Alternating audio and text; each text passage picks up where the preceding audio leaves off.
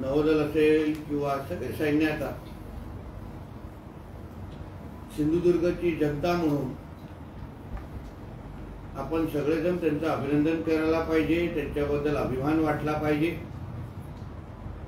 की ज्या पद्धतीने आज आपल्या भारत देशाची मान आणि अभिमान राखण्याचं काम आपले तिन्ही सैन्याचे सैनिक आपल्या आपल्या ताकदीप्रमाणे जे करत आहेत त्या बाबतीमध्ये जिल्ह्याचा पालकमंत्री म्हणून मी त्यांचं अभिनंदन करतो आणि माझ्या जिल्ह्याच्या जनतेला हे आवाहन करेन की केंद्र सरकारकडून जे जे आव्हानं आपल्या सगळ्यांना केल्या जात आहेत, मॉक ड्रिल असो किंवा अन्य जे आव्हान आहेत, जे अधिकृत मार्गाने आपल्याकडे येत असतील, सरकारच्या माध्यमातून जे काही येत असतील, त्या प्रत्येक गोष्टीचं पालन हे नागरिक म्हणून आपण सगळ्या जणांनी करायला हवं। मॉक ड्रिल मध्ये पण मोठ्या प्रमाणामध्ये प्रशासनाने आपल्याला मार्गदर्शन केलं, काही नागरिक त्याच्यामध्ये सहभागी झाले। त्याच पद्धतीने जे पण आदेश,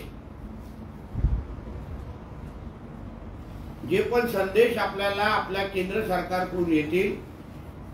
ते सगळे पाळण्याची जबाबदारी ही आपल्या सगळ्यांची आहे, ते आपण प्रत्येकाने पाळावेत। आज पंतप्रधान नरेंद्र मोदीजींच्या नेतृत्वाखाली ज्या पद्धतीने आपला देश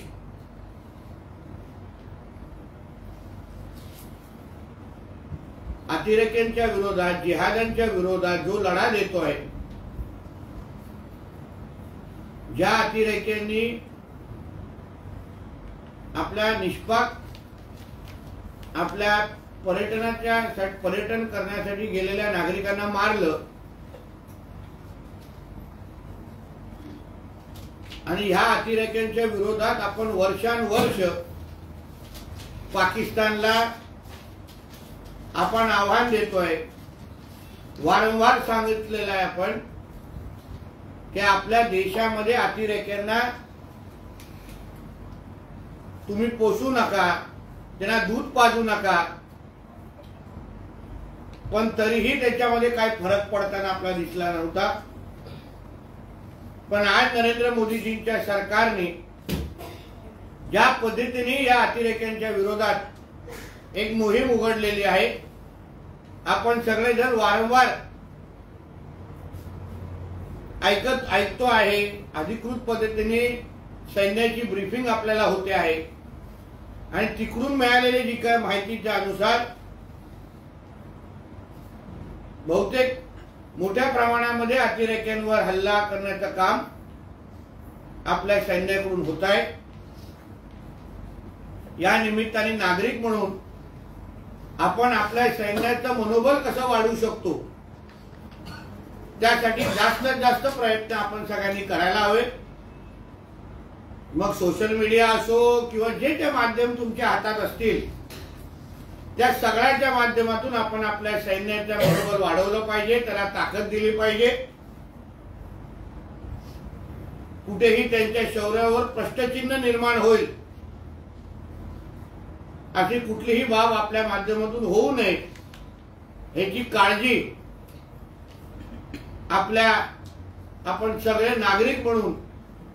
आपण सगळ्यांनी घेतली पाहिजे।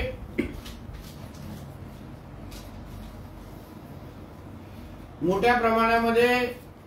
कोणी अगर रक्तदान शिबिरचं आयोजन केलं असेल तर त्याच्यामध्ये नागरिकांनी सहभाग घेतला पाहिजे। उद्या देशामध्ये अगर कुठलीही परिस्थिती निर्माण झाली तर रक्तदान शिबिरमध्ये सहभागी होऊन आपणही त्याच्यामध्ये आपलं योगदान कसं देऊ शकतो या बाबतीमध्ये नागरिकांनी आपल्या आपल्या पद्धतीने प्रयत्न केले पाहिजे। कायद्याच्या चौकटीत राहून कोणा आणि नियमाचे पालन करून कोणाला अगर तिरंग्याचे काही रॅली काढायचे असतील, तिरंग्याचे काही कार्यक्रम ठेवायचे असतील नियमात राहू,